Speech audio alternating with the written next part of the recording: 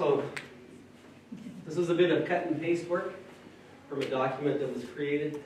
Actually, it was Michelle created from your fifth grade team.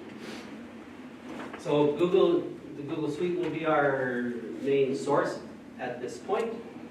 These are other platforms that the school will be using.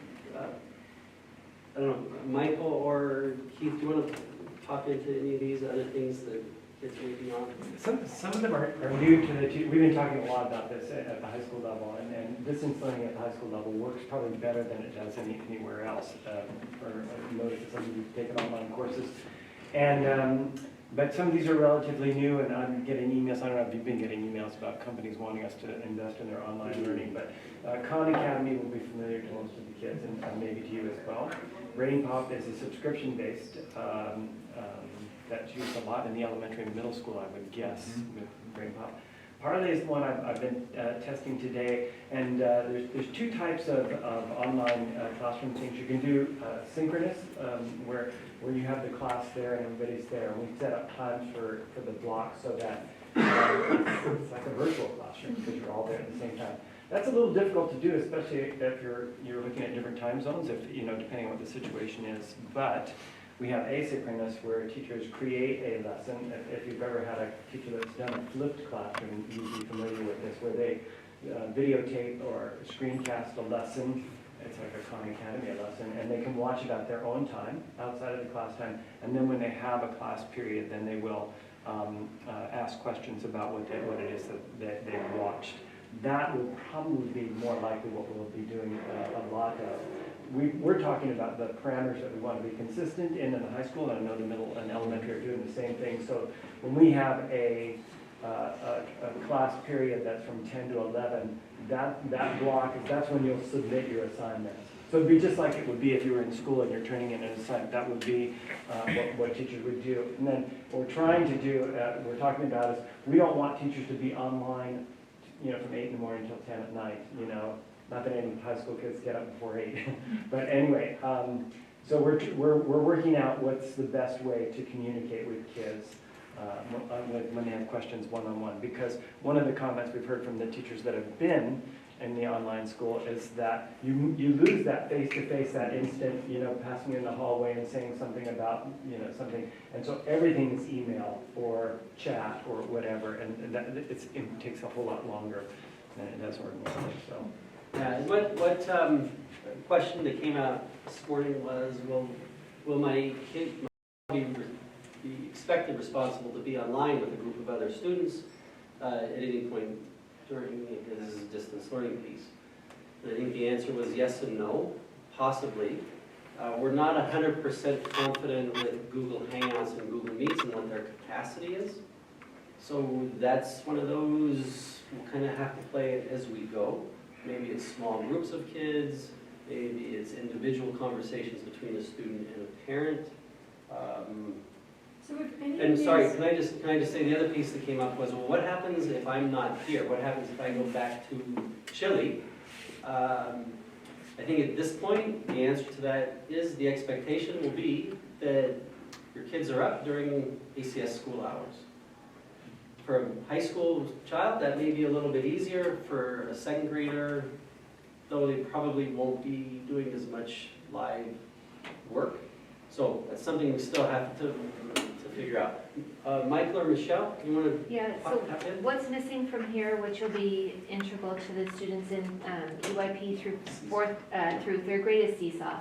And so we won't be using Google Suite with the younger children. Everything will go through Seesaw because they already know how to do that. And so that will be in place of Google Classroom, which we'll start with in 4th grade.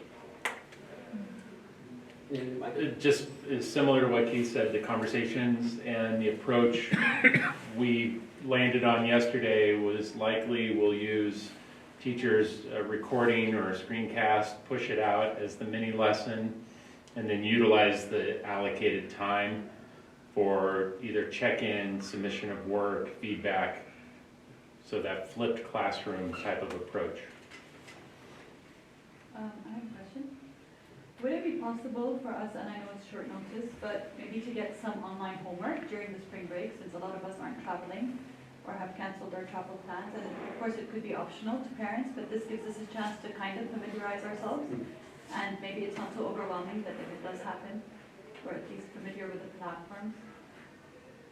It's so funny, I did that today with Jeff and Ruba and Maha. I made them join my classroom. I set up something in Parlay because we're learning some of this stuff as well, you know. So I don't know the answer to your question. So Um, you're asking, can you as a parent Can test some of this out over? spring break, for example, and with assignments prepared by the teachers or by the, I don't know, so my kids are in elementary. I don't know if the teachers have enough time to prepare some online assignments for students, but if that's the case, I think it would be a good idea for us to familiarize ourselves. So, the teachers have thought about that, and for children that are under 4th grade, they've been doing it in class with them. The problem is that they need to have the app not from the parent perspective, from the student perspective. And so at this point, we wouldn't be able to organize to get the student perspective, but we have plans for that. And teachers have all been very thoughtfully doing a lot of teaching through the app, and at conferences, they'll show it to you. Okay, So we have thought about that. okay, because we're not very familiar with No, this. but you'll be Okay. surprised at how easy it is. And Okay. so they will dedicate some of their conference time to showing you how to use it. All right, thank you. Yes. So Michelle, all of the platforms that you're expecting our kids to access, if it's a subscription base, the school has a subscription that we check into, or Mhm. we all have to be going out making No, our no, own no. subscription? No, The school The school will has have the subscription. it. Okay. Though I do like the idea of sending a note to all kids, at the request of your parents, we're giving you homework over spring Yeah. break. Yeah. We don't want that. How do you tackle the classes that require activity at school, like sport, art, music? Can Yearbook, yeah, we've talked about those as well. Yeah, so teachers, I don't have the specific answer to that question, but there's been a fair bit of thinking time provided to teachers around this. And so I can pretty confidently say our teachers have already started thinking about that piece. Teachers have started thinking about that. My children, like we were in Saudi for music, they have smart music, Yeah. and they, they just submit and goes directly to the teacher, so you can evaluate them. We have that as well. Yeah, And we talked a lot about this in terms of assessment as well. How are we going to Yes. assess students' work? And in the high school, there'll be a lot more performance or production type of assessments where the kids might videotape themselves giving a speech or Okay. doing something physical. like for sport, Right. art, it's Yeah, I mean, science experiments are going to be Yeah. really difficult to do, Yeah. so, yeah.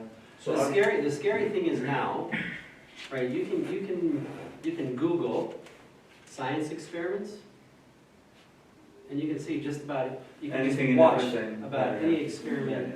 Yeah, It's But not that's the, not- there's No. not the real life life, True, it's true. different, but all of this, if we do this, which I'm cautiously optimistic that we won't, will be different. What you mentioned earlier at the beginning of this setting, you don't know how the Jordanian government will tackle the issue, whether they're going to close schools or not. I've heard a couple of weeks back, they said, when they found out the first case, they said that if the cases exceed 20, then they will start thinking about closing public areas. Yeah, it's interesting, because I spent a fair bit of last night on the phone with people from the CDC, Center for Disease Control.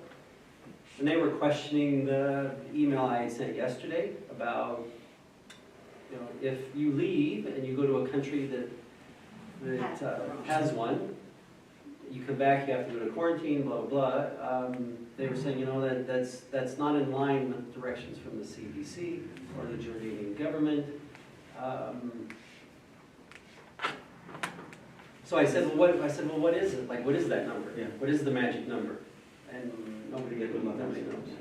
Right? Is it 20? Is it 30? Because that would be easy. Somebody would say to me, if Jordan has 30 cases, here's what happens. But I'm not 100% confident, and I'm speaking purely from the fact that I have my bachelor's degree is in political science, and I have a master's in educational leadership, and I know nothing about infectious diseases or what's happening. my guess is, based on my ignorance, that there's probably more than one case in Jordan. I'm sure. I agree with you 100%. But I will never, yeah. If you're not testing, then you're having not any cases. Yeah, That's what all the other countries, which you can easily actually see. The countries who are testing a lot, you have quite high numbers. Yes. If you have countries who are not testing because it's perhaps too expensive, or they do not even have the capacities, then you have low numbers. Sure. So one of the conversations this morning was around the idea of containment, right? As a school, I have a responsibility to make sure that we maintain a healthy place. Trying to do that the best that we can within the means that we have, and that's, you know, as you came in, there were signs up and tables out with the hand stuff, and it's been really interesting watching the little kids walk by it, because they're just like, woo! And it's flying everywhere. Taking a shower. And I think, are we doing the best we can as a school to try to limit the spread or the actual infectious piece? I think so. I mean, we have systems in place where they're trying to clean on a regular basis all the doorknobs and any place that are high active with people, but it's like there's a lot of doorknobs in this place. And there's a lot of places that people touch on a regular basis. So, yes. Do you ultimately make the call to close the school, or will you just be waiting for the Jordan government to issue a ruling? I don't know, maybe this is ignorant, but I'm sure you wield that power, but is that something that you're weighing? Like, when would I feel the need to close it? Or is all of this just going to be in response to what Jordan as a whole? I think that it probably would be what happens in Jordan, unless there's a real discomfort with what's on the ground and what's happening in Jordan, right? So I'm in regular contact with people from the CDC and the World Health Organization and the U.S. Embassy and other organizations, and saying, well, what are you hearing? What do you know? And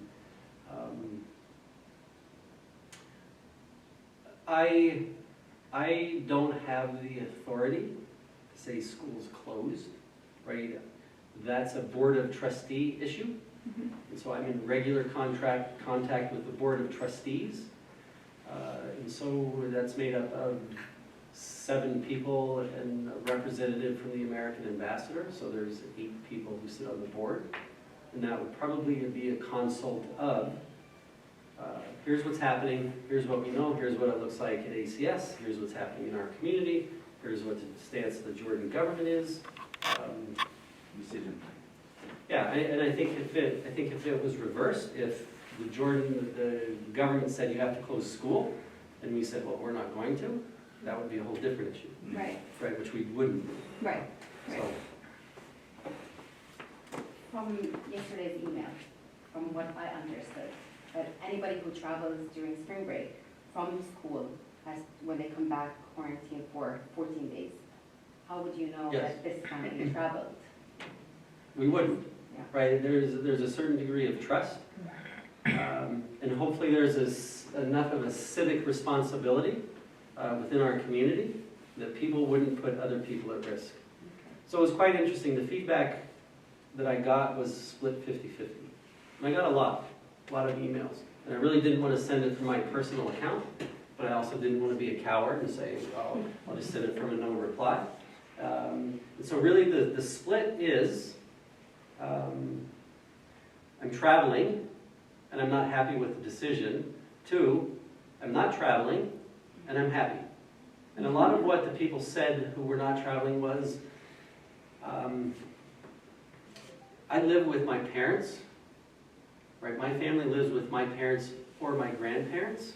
And if my kids come home, right, and they access my grandparents who are more susceptible to disease and something happens, I won't be happy. And so both sides, I'm like, yeah, I understand. And then they're here saying this, and I'm like, yeah, I understand. So what about the teachers who travel? Same, it's everybody. Yeah. And it doesn't matter which country, yeah? At this point today, right now, yes. So all That is countries, correct. most of the If countries there's have any one. country that has a case, A case. a case, and that's That's not everywhere. sitting well with a lot of people. And So, that's yeah. essentially every country. Sorry? That's essentially most countries, right? Yeah. Yes. In case our kids have to stay then in quarantine for 14 days, is this a tool as well where kids can actually communicate then and can get tasks from teachers, or is it different then for this? Yes, that's. This is where we're like, don't you say anything. Yeah. The hard part there, doing distance learning is a full-time job. Teaching your class and doing distance learning isn't gonna work. And so it will have to operate just as it would if you were really sick and you were absent for a while. So we would use Google Classroom and we would have kids contact their teachers that way, but it would not be the same as what we would set up if it were truly distance. So it wouldn't be a full-on distance learning program if your kids were in quarantine at home.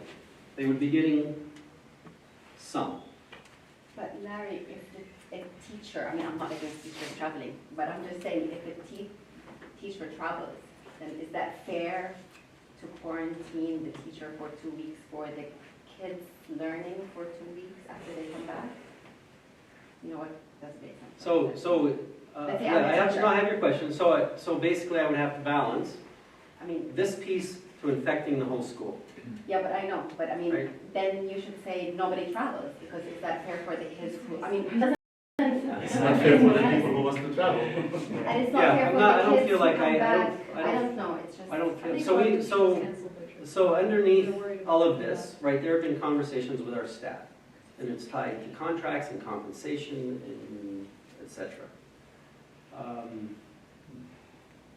And I think what's in place, and I don't actually know of any teachers that are now traveling.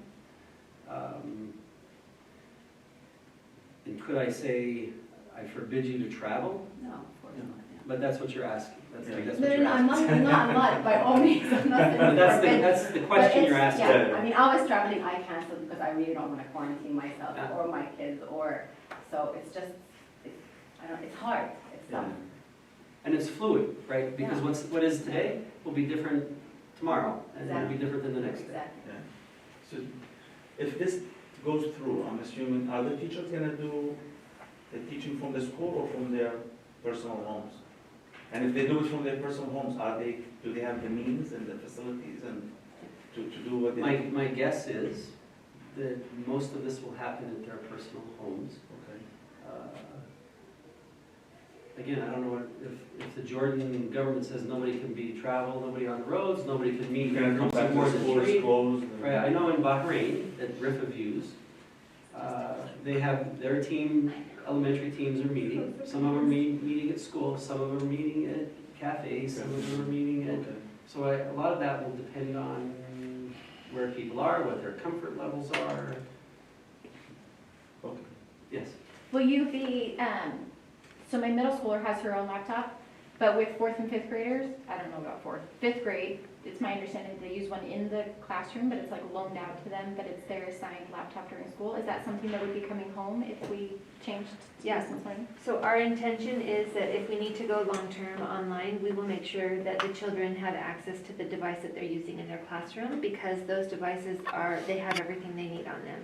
Is there a way to preemptively do that before spring break? There's not. Okay. yeah, that's kind of what we were trying to work out the logistics of. How do we, if, Feel like If sign the a waiver, school- you know, like I'm financially responsible for this laptop? We have talked about waiting and, like, the wait and see. And it's not for sure that we're gonna say, no, you have to wait until it's needed. Right. But that's where we stand right now, is we're Okay. gonna wait and see if it's needed today? today. Are we going to be following a specific schedule? So again, this is just some feedback from our friend in Bahrain. She's like, I'm following the schedule of the school. So, we wake up at this hour, we do. Yes. So we We've will have. structured, yeah. Okay. We'll continue with our odd even days Okay, in the middle school and high school, and we'll have a block schedule set up. okay, It'll be a 10 to 2. Every day will be a late start. okay. And it may change, right? If 10 to 2 doesn't work, maybe we'll have to adjust it. And, right, parents may come back and say, oh my God, 10, are you kidding? Like, let's get the kids going in. Yeah. Right? High school kids will love that start.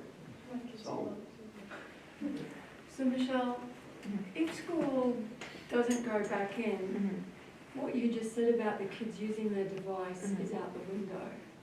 Because over spring break, school can't go back. Well, we're making the assumption that we can come in and get those things ready, and we have, like Larry was joking about the drive-by window, where it's not just the device that we'll want the students to have, it's gonna be reading materials, math manipulatives, more than just the device, and we'll create packs, and we'll, just, like, if I have to sit outside in the middle of the night, and then, so we've got those plans, that it's going to be very difficult if nobody's allowed to come back on campus, but which we're pretty sure won't be the case. yeah, we're pretty sure. So we've also Yeah. thought about, okay, we'll have bus drivers. Right. How do we feel about maybe the bus drivers delivering things to parents, or coming, saying, we'll either deliver it, or you pick it up, or, we'll get like the food delivery company and Taliban. Thank you. So, you have discussed this, or Yeah. let's introduce this idea to the students, right? How do they look at it? I mean, are they anxious? Are they happy? Are they happy? So I've seen in elementary school anxiety twice throughout this. Once was when the first case in Jordan was announced. And the second was this morning when they were all talking about how we don't get to go on vacation now. Those are the two things. We've been talking with the kids a lot, and none of them are anxious about the online learning piece. And the more we educate them, the less anxious they are. They settle down. So that's from an elementary piece. The middle and high school kids are pretty excited. now. We already know, that won't last very long. So they're only focused in on the positives of how they see it. It will be a different reality after more than 5 days, to be sure. But again, we're working to try and solve those problems. So some of you may know the Levitts. They were here last year. They moved to Beijing. They're starting their 9th week now on distance learning. They relocated to a beautiful beach place in Thailand, and the feedback is, we are miserable. It's trying to sustain it. So I'm going to leave you with a quote that I just found that I thought, at least it resonated for me. We can buy into the stress, the noise, and the craziness and make it even more chaotic. And this has nothing to do with our particular case around coronavirus. This is one of those things I get in the email every once in a while. That's certainly how it spreads. Feels like the right thing to do, to join in on the anxiety, but it's not. In fact, the anxiety doesn't help anyone. It probably makes it harder for those in need. If you're needed, then help. But if you are not, if the chaos will get worse if you amplify it, consider a different path. The other path is to take this moment in time to dig deep and figure out what's next. In the middle of every market interruption, someone starts building a new market. In the midst of a career adjustment, new careers are built. So that's what I keep trying to look at, is what are the opportunities here for us as a school, for our students, and for you as parents. Thank you very much for your time. Happy to answer any questions. Thank you. Do you have any questions? I hope this was a good use of your time. Yep.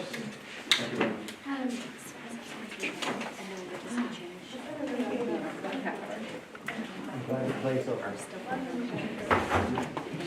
We got it. Oh, okay. Yeah. We would have been share the program at school, but they're not allowed to have any large, large gatherings, and they just have their. Yeah, no problem. Okay.